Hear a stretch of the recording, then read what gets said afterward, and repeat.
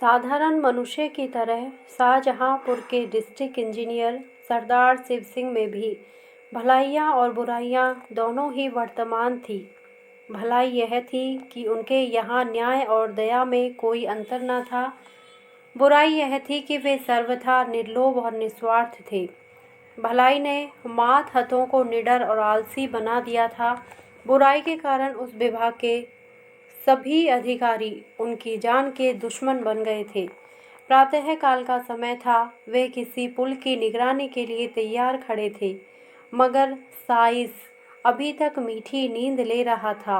रात को उसे अच्छी तरह सहेज दिया था कि पौ फटने के पहले गाड़ी तैयार कर लेना। लेकिन सुबह भी हुई, सूर्य भगवान ने दर्शन भी दिए, शीतल किरणों में गर्मी भी आई, पर साइस की नींद अभी तक नहीं टूटी। सरदार साहब खड़े खड़े थककर एक कुर्सी पर बैठ गए। साइस तो किसी तरह जागा, परंतु अर्दली के चपरासियों का पता नहीं। जो महाशय डाक लेने गए थे, वे एक ठाकुर द्वारा में खड़े चरणामृत की परीक्षा कर रहे थे। जो ठेकेदार को बुलाने गए थे, वे बाबा रामदास की सेवा में बैठे गांजे का दम लगा रहे थे। धूप तेज होती जाती थी। सरदार साहब झुंझलाकर मकान में चले गए और अपनी पत्नी से बोले, इतना दिन चढ़ाया, अभी तक एक चपरासी का पता भी नहीं। इनके मारे तो मेरे नाक में दम आ गया है। पत्नी ने दीवार की ओर देखकर दीवार से कहा, यह सब उन्हें सिर चढ़ाने का फल है। सरदार साहब चिढ़कर बोले, क्या करूं, उन्हें फांसी दे दूं? सरदार साहब के पास मोटर कार का तो कहना ही क्या, कोई फिटन भी ना थी। वे अपने इक्के से ही प्रसन्न थे, जिसे उनके नौकर चाकर अपनी भाषा में उड़न खटोला कहते थे। शहर के लोग उसे इतना आदर सूचक नाम न देकर छकड़ा कहना ही उचित समझते थे। इस तरह सरदार साहब अन्य व्यवहारों में भी बड़े मितव्ययी थे। उनके दो भाई इलाहाबाद में पढ़ते थे। विधवा माता बनारस में रहती थी। एक विधवा बहन भी उन्हीं पर अवलंबित थी। इनके सिवा कई गरीब लड़कों को छात्रवृत्तियां भी देते थे। इन्हीं कारणों से वे सदा खाली हाथ रहते, यहाँ तक कि उनके कपड़ों पर भी इस आर्थिक दशा के चिन्ह दिखाई देते थे। लेकिन यह सब कष्ट सह कर भी वे लोभ को अपने पास फटकने न देते थे। जिन लोगों पर उनका स्नेह था, वे उनकी सज्जनता को सराहते थे और उन्हें देवता समझते थे। उनकी सज्जनता से उन्हें कोई हानि न होती थी। लेकिन जिन लोगों से उनके व्यावसायिक संबंध थे, वे उनके सद्भावों के ग्राहक न थे, क्योंकि उन्हें हानि होती थी। यहाँ तक कि उन्हें अपनी सहधर्मिणी से भी कभी कभी अप्रिय बातें सुननी पड़ती थी। एक दिन वे दफ्तर से आए तो उनकी पत्नी ने स्नेहपूर्ण ढंग से कहा, तुम्हारी यह सज्जनता किस काम की, जब सारा संसार तुमको बुरा कह रहा है? सरदार साहब ने दृढ़ता से जवाब दिया, संसार जो चाहे कहे, परमात्मा तो देखता है। रामा ने यह जवाब पहले ही सोच लिया। वह बोली, मैं तुमसे विवाद तो करती नहीं, मगर जरा अपने दिल में विचार करके देखो कि तुम्हारी सच्चाई का दूसरों पर क्या असर पड़ता है। तुम तो अच्छा वेतन पाते हो, तुम अगर हाथ ना बढ़ाओ तो तुम्हारा निर्वाह हो सकता है। रूखी रोटियां मिल ही जाएंगी, मगर ये 10-10, 5-5 रुपए के चपरासी, मुहर्रिर, दफ्तरी बेचारे कैसे गुजर करें? उनके भी बाल बच्चे हैं, उनके भी कुटुंब परिवार है। शादी, गमी, तिथि, त्योहार, यह सब उनके पास लगे हुए हैं। भलमनसी का भेष बनाए काम नहीं चलता। बताओ उनका गुजर कैसे हो? अभी रामदीन चपरासी की घरवाली आई थी, रोते रोते आंचल भीगता था। लड़की सयानी हो गई है, अब उसका ब्याह करना पड़ेगा। ब्राह्मण की जाति, हजारों का खर्च, बताओ उसके आंसू किसके सिर पड़ेंगे? ये सब बातें सच थी। इनसे सरदार साहब को इनकार नहीं हो सकता था। उन्होंने स्वयं इस विषय में बहुत कुछ विचार किया था। यही कारण था कि वह अपने मातहतों के साथ बड़ी नरमी का व्यवहार करते थे, लेकिन सरलता और शालीनता का आत्मिक गौरव चाहे जो हो, उनका आर्थिक मोल बहुत कम है। वे बोले, तुम्हारी बातें सब यथार्थ हैं, किंतु मैं विवश हूँ, अपने नियमों को कैसे तोड़ूं? यदि मेरा वश चले तो मैं उन लोगों का वेतन बढ़ा दूं, लेकिन यह नहीं हो सकता कि मैं खुद लूट-फूट मचाऊं और उन्हें लूटने दूं। रामा ने व्यंग्यपूर्ण शब्दों में कहा, तो यह हत्या किस पर पड़ेगी? सरदार साहब ने तीव्र होकर उत्तर दिया, यह उन लोगों पर पड़ेगी जो अपनी हैसियत और आमदनी से अधिक खर्च करना चाहते हैं। अर्दली बनकर क्यों वकील के लड़के से लड़की ब्याहने को ठानते हैं? दफ्तरी को यदि टहलुए की ज़रूरत हो तो यह किसी पाप कार्य से कम नहीं। मेरे साइस की स्त्री अगर चांदी की सिल गले में डालना चाहे तो यह उसकी मूर्खता है। इस झूठी बड़ाई का उत्तरदाता मैं नहीं हो सकता। इंजीनियरों का ठेकेदारों से कुछ ऐसा ही संबंध है जैसे मधुमक्खियों का फूलों से। अगर वे नियत भाग से अधिक पाने की चेष्टा ना करें तो उनसे किसी को शिकायत नहीं हो सकती। यह मधुरस कमीशन कहलाता है। रिश्वत लोक और परलोक दोनों का ही सर्वनाश कर देती है। उसमें भय है, चोरी है, बदमाशी है, मगर कमीशन एक मनोहर वाटिका है जहाँ न मनुष्य का डर है न परमात्मा का भय, यहाँ तक कि वहाँ आत्मा की छिपी हुई चुटकियों का भी गुजर नहीं है, और कहाँ तक कहें उसकी ओर बदनामी आँख भी नहीं उठा सकती। यह एक बलिदान है जो हत्या होते हुए भी धर्म का एक अंश है।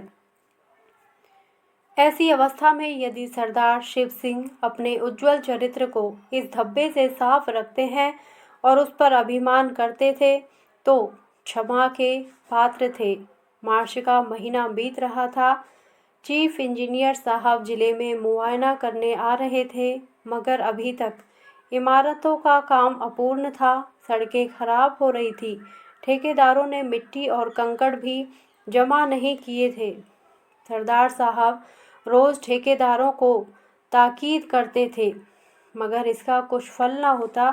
एक दिन उन्होंने सबको बुलाया। वे कहने लगे, तुम लोग क्या यही चाहते हो कि मैं इस जिले में बदनाम होकर जाऊं?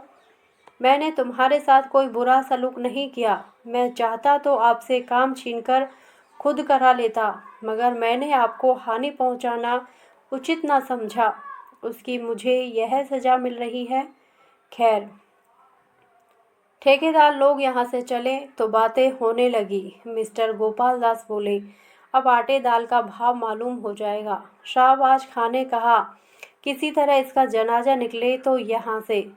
सेठ चुन्नीलाल ने फरमाया, इंजीनियर से मेरी जान पहचान है, मैं उसके साथ काम कर चुका हूँ, वह उन्हें खूब लथेड़ेगा। इस पर बूढ़े हरिदास ने उपदेश दिया, यारों, स्वार्थ की बात है, नहीं तो सच यह है कि यह मनुष्य नहीं देवता है। भला और नहीं तो साल भर में कमीशन के 10,000 तो होते होंगे। इतने रुपयों को ठीकरे की तरह तुच्छ समझना क्या कोई सहज बात है? एक हम हैं कि कौड़ियों के पीछे ईमान बेचते फिरते हैं। जो सज्जन पुरुष हमसे एक पाई का रवादार ना हो, सब प्रकार के कष्ट उठाकर भी जिसकी नीयत डांवाडोल ना हो, उसके साथ ऐसा नीच और कुटिल बर्ताव करना पड़ता है, इसे अपने अभाग्य के सिवा और क्या समझें। शाहबाज खां ने फरमाया, हाँ, इसमें तो कोई शक नहीं कि यह शख्स नेकी का फरिश्ता है। सेठ चुन्नीलाल ने गंभीरता से कहा, खान साहब, बात तो वही है जो तुम कहते हो, लेकिन किया क्या जाए? नेक नियति से तो काम नहीं चलता। यह दुनिया तो छल कपट की है। मिस्टर गोपाल दास बीए पास थे। वे गर्व के साथ बोले, इन्हें जब इस तरह रहना था तो नौकरी करने की क्या ज़रूरत थी? यह कौन नहीं जानता कि नीयत को साफ रखना अच्छी बात है, मगर यह भी तो देखना चाहिए कि इसका दूसरों पर क्या असर पड़ता है। हमको तो ऐसा आदमी चाहिए जो खुद खाए और हमें भी खिलावे। खुद हलवा खाए, हमें रूखी रोटियां ही खिलावे। वह अगर 1 रुपया कमीशन लेगा तो उसकी जगह 5 का फ़ायदा कर देगा। इन महाशय के यहाँ क्या है, इसलिए आप जो चाहें कहें, मेरी तो कभी इनसे निभ नहीं सकती। शाहबाज खां बोले, हाँ, नेक और पाक साफ रहना जरूर अच्छी चीज़ है, मगर ऐसी नेकी ही से क्या जो दूसरों की जान ले ले। बूढ़े हरिदास की बातों की जिन लोगों ने पुष्टि की थी, वे सब गोपाल दास की हमें हाँ मिलाने लगे। निर्बल आत्माओं में सच्चाई का प्रकाश, जुगनू की चमक है। सरदार साहब की एक पुत्री थी, उसका विवाह मेरठ के एक वकील के लड़के से ठहरा था। लड़का होनहार था, जाति कुल का ऊंचा था। सरदार साहब ने कई महीने की दौड़ धूप में इस विवाह को तय किया था और सब बातें तय हो चुकी थी, केवल दहेज का निर्णय नहीं हुआ था। आज वकील साहब का एक पत्र आया, उसने इस बात का भी निश्चय कर दिया, मगर विश्वास, आशा और वचन के बिल्कुल प्रतिकूल। पहले वकील साहब ने एक जिले के इंजीनियर के साथ किसी प्रकार का ठहराव व्यर्थ समझा, बड़ी सस्ती उदारता प्रकट की। इस लज्जित और घृणित व्यवहार पर खूब आंसू बहाए, मगर जब ज़्यादा पूछताछ करने पर सरदार साहब के धन वैभव का भेद खुल गया, तब दहेज का ठहराना आवश्यक हो गया। सरदार साहब ने आशंकित हाथों से पत्र खोला। 5,000 रुपये से कम पर विवाह नहीं हो सकता। वकील साहब को बहुत खेद और लज्जा थी कि वे इस विषय में स्पष्ट होने पर मजबूर किए गए, मगर वे अपने खानदान के कई बूढ़े, खुर्राट, विचारहीन, स्वार्थांध महात्माओं के हाथों बहुत तंग थे।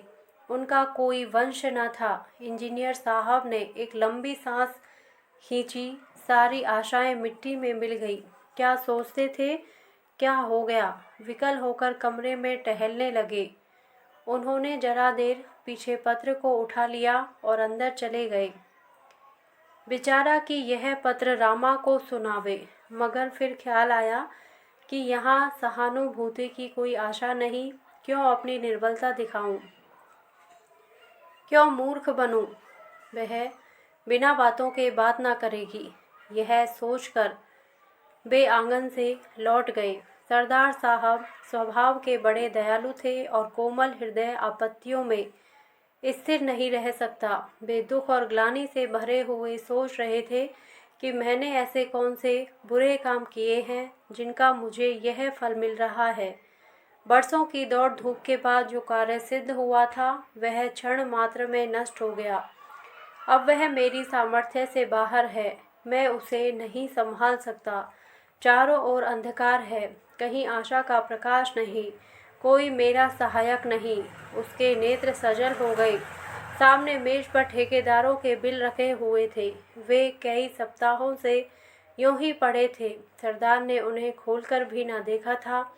आज इस आत्मिक ग्लानि और नैराश्य की अवस्था में उन्होंने इन बिलों को सतृष्ण आंखों से देखा। जरा से इशारे पर ये सारी कठिनाइयां दूर हो सकती हैं। चपरासी और क्लर्क केवल मेरी सम्मति के सहारे सब कुछ कर लेंगे। मुझे जवान हिलाने की भी जरूरत नहीं, ना मुझे लज्जित ही होना पड़ेगा। इन विचारों का इतना प्राबल्य हुआ कि वे वास्तव में बिलों को उठाकर गौर से देखने और हिसाब लगाने लगे कि उनमें कितनी निकासी हो सकती है। मगर शीघ्र ही आत्मा ने उन्हें जगा दिया। आहा, मैं किस भ्रम में पड़ा हुआ हूँ। क्या उस आत्मिक पवित्रता को जो मेरी जन्म भर की कमाई है केवल थोड़े से धन पर अर्पण कर दूं, जो मैं अपने सहकारियों के सामने गर्व से सिर उठाए चलता था, जिससे मोटर कार वाले भ्रातृगण आंखें नहीं मिला सकते थे, वही मैं आज अपने उस सारे गौरव और मान को, अपनी संपूर्ण आत्मिक संपत्ति को 10-5 हजार रुपयों पर त्याग दूं? ऐसा कदापि नहीं हो सकता। अब उस कुविचार को परास्त करने के लिए जिसने क्षण मात्र के लिए उन पर विजय पाली थी, वे उस सुनसान कमरे में जोर से ठट्ठा कर हंसे। चाहे यह हंसी उन बिलों ने और कमरे की दीवारों ने ना सुनी हो, मगर उनकी आत्मा ने अवश्य सुनी। उस आत्मा को एक कठिन परीक्षा में पार पाने पर परम आनंद हुआ। सरदार साहब ने उन बिलों को उठाकर मेज के नीचे डाल दिया, फिर उन्हें पैरों से कुचला। तब इस विजय पर मुस्कुराते हुए वे अंदर गए। बड़े इंजीनियर साहब नियत समय पर शाहजहांपुर आए। उनके साथ सरदार साहब का दुर्भाग्य भी आया। जिले के सारे काम अधूरे पड़े हुए थे। उनके खान सामा ने कहा, हुजूर, काम कैसे पूरा हो? सरदार साहब ठेकेदारों को बहुत तंग करते हैं। हेड क्लर्क ने दफ्तर के हिसाब को भ्रम और भूलों से भरा हुआ पाया। उन्हें सरदार साहब की तरफ से ना कोई दावत दी गई, ना कोई भेंट। तो क्या वे सरदार साहब के नातेदार थे जो गलतियां ना निकालते? जिले के ठेकेदारों ने एक बहुमूल्य डाली सजाई और उसे बड़े इंजीनियर साहब की सेवा में ले जाकर हाजिर हुए। वे बोले, हुजूर, चाहे गुलामों को गोली मार दे, मगर सरदार साहब का अन्याय अब नहीं सहा जाता। कहने को तो कमीशन नहीं लेते, मगर सच पूछिए तो जान ले लेते हैं। चीफ इंजीनियर साहब ने मुआयने की किताब में लिखा, सरदार शिव सिंह बहुत ईमानदार आदमी है।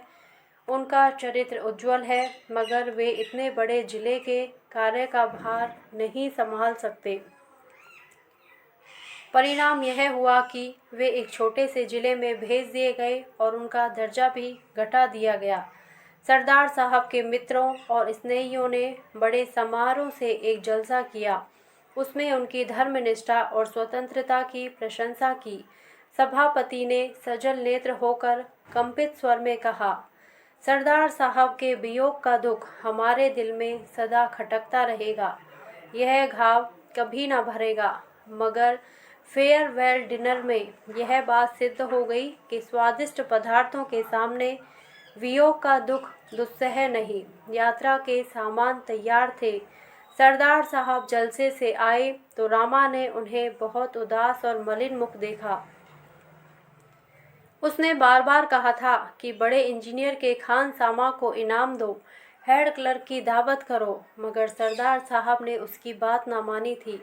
इसलिए जब उसने सुना कि उनका दर्जा घटा और बदली भी हुई, तब उसने बड़ी निर्दयता से अपने व्यंग्यवान चलाए। मगर इस वक्त उन्हें उदास देखकर उससे ना रहा गया। बोली, क्यों इतने उदास हो? सरदार साहब ने उत्तर दिया, क्या करूं, हंसूं? रामा ने गंभीर स्वर से कहा, हंसना ही चाहिए। रोए तो वह जिसने कौड़ियों पर अपनी आत्मा भ्रष्ट की हो, जिसने रुपयों पर अपना धर्म बेचा हो। वह बुराई का दंड नहीं है, यह भलाई और सज्जनता का दंड है। इसे सानंद झेलना चाहिए। यह कह उसने पति की ओर देखा तो नेत्रों में सच्चा अनुराग भरा हुआ दिखाई दिया। सरदार साहब ने भी उसकी ओर स्नेहपूर्ण दृष्टि से देखा। उनके हृदयेश्वरी का मुखारविंद सच्चे आमोद से विकसित था। उसे गले लगाकर वे बोले, रामा, मुझे तुम्हारी ही सहानुभूति की ज़रूरत थी। अब मैं इस दंड को सहर्ष सहूँगा। धन्यवाद। यदि आपको यह कहानी अच्छी लगी हो तो प्लीज़ मेरे वीडियो को लाइक करें, शेयर करें और मेरे चैनल को सब्सक्राइब करें। Thank you.